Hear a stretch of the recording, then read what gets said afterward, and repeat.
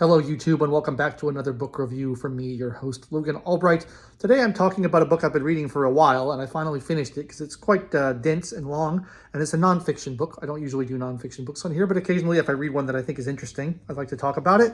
And this book is Sexual Personae by Camille Paglia. I'm trying to pronounce her name the proper Italian way with the palatalized L rather than Paglia. I believe it is Paglia.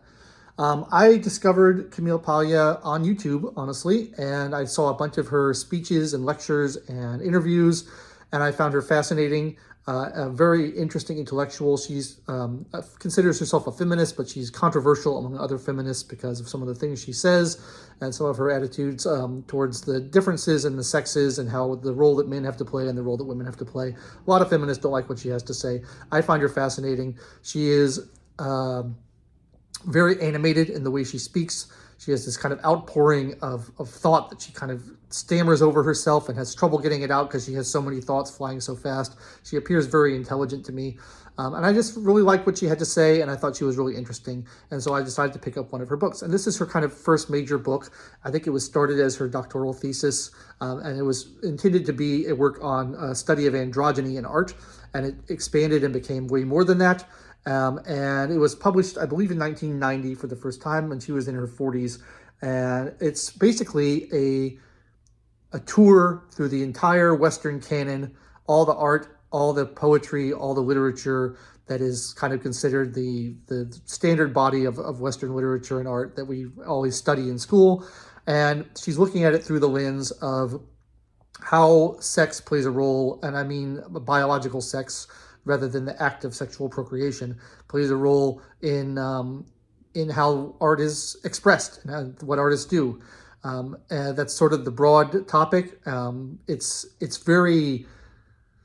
reads a lot like how she talks. It's like full of ideas. It pours out. It's not that well organized. It's just like idea after idea after idea. And so it can be a little tiring to read sometimes, but it's got lots of content, which I think is really cool. And she starts, it says here in the subtitle, Art and Decadence from Nefertiti to Emily Dickinson. She starts with like the Venus of Willendorf and some of the earliest kind of examples of art we have, and kind of looks at how males and females are depicted. And then she carries that through romantic literature and the Renaissance and Michelangelo, and it goes up to Emily Dickinson and the American Romantics, people like Poe and Hawthorne. She talks about all these people, many of whom I've read, many of whom I've not read. It actually kind of makes you humble a little bit when you think you're well educated and you realize how much of this stuff you haven't read. It's kind of a good reading list. There's stuff in there that you can pick up that maybe I want to read this. She really is into the Marquis de Sade, for example. I've never read de Sade. I probably should. She's really into Lord Byron. I've never read Lord Byron, and I recently just picked up a Lord Byron book on her recommendation to see what it's all about. And she kind of, her thesis, I guess, it's hard to kind of draw out one thesis because there's so many ideas in here, is that the differences between men and women and the way that we relate to one another and the way that we fail to understand each other, but the way that we're still attracted to each other and desire each other and need each other, is that tension is sort of what, that push and pull is what kind of informs most of Western art in various interesting ways. And so she has a lot of stuff in the introduction about her views on masculinity and femininity and the kind of the evolutionary programming that makes men and women different from each other. You look at like how men are, hunter-gatherers, and they go out they're hunters. They go out and they find things and they throw spears, and they're kind of externally focused. And that's why according to her, that's why men are more of the inventors and the builders and the people who create things, is because they're looking outwards and they're trying to come up with, what can I find out there? What can I explore? What can I do and build and create and make something? Whereas women are gatherers. They bring things into themselves. They're more inwardly focused. They bring the fruits from the nuts that they gather, and they bring hold the children to them, and it's much more of an introspective kind of existence for women, according to her. She is a lesbian, and she's a very masculine woman, so that's very interesting to hear her point of view on that sort of thing. And that's sort of her thesis, and she goes through and talks about a lot of the anxiety and the inferiority that men feel compared to women, informing a lot of art, and a lot of uncertainty and fear regarding women, and they're not really understanding them, and kind of realizing that women hold a certain amount of power over them, and that being frightening, and that's kind of showing up in a lot of literary themes. I don't know. It's hard to talk about this book because it's just so diverse in what it talks about and its topics. But I really enjoyed it. I really loved it a lot. I think it is a very insightful work of literary criticism. Talks a lot about poetry and art as well, in addition to literature. But literature was kind of the most interesting part of it for me because I'm more of a literature person than I am an art person, although I love art as well. And kind of seeing these ideas represented over and over again in the works of various authors that I know and love. One thing I don't like about the book is that she's very Freudian in her analysis a lot of the time. I'm not a big supporter or fan of Freud. He's not one of my favorite guys, and I think he got a lot wrong, although I respect kind of what he got right. But I think her analysis is a little bit overly Freudian and reading in, sexual situations where they're not necessarily there all the time. I think they're there a lot of the time, but sometimes I think she reads into those a little bit too much, and that's sort of a Freudian analysis, kind of reducing everything to those primal desires.